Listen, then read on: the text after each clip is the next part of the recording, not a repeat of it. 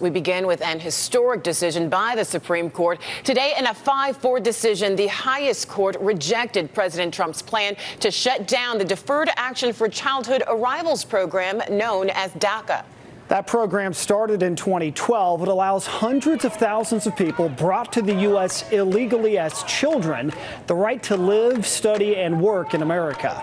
Almost 50,000 people in Illinois are covered by the protections of the DACA program. And our Charlie Wojciechowski joins us now with reaction to the U.S. Supreme Court's decision here. Charlie.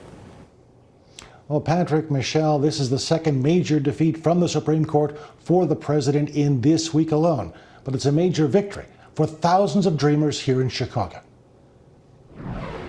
The U.S. Supreme Court upholds the DACA program. It's a celebration. Let's say, yeah! Celebration in Chicago and anger at the White House as the U.S. Supreme Court rejected Trump administration arguments that the 8-year-old program is illegal and that the courts should have no role in its decision to end DACA, the common name for the Deferred Action for Childhood Arrivals Act. Chief Justice John Roberts said the administration failed to end the program properly. We do not decide whether DACA or its rescission are sound policies, he wrote. Here, the agency failed to consider the conspicuous issues of whether to retain forbearance and what, if anything, to do about the hardship to DACA recipients. It is those estimated 650,000 young people who will most immediately be affected. I think the impact is huge. There are so many young people who are DACA eligible who have been hanging on by a thread and really not knowing what their future was going to hold. Little Village Congressman Joey Garcia praised the court and its decision.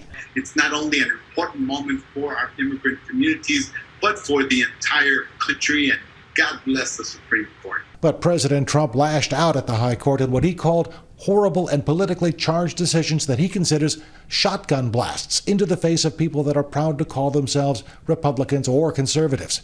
The president later tweeted that he is looking for a legal solution to DACA, not a political one. From the floor of the Senate, Dick Durbin called for a cooling-off period.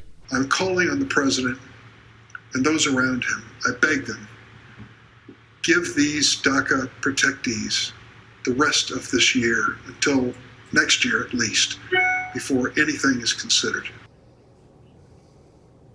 Now, in his dissent, Justice Clarence Thomas said that this was a timid response to a politically challenging but otherwise legally correct decision.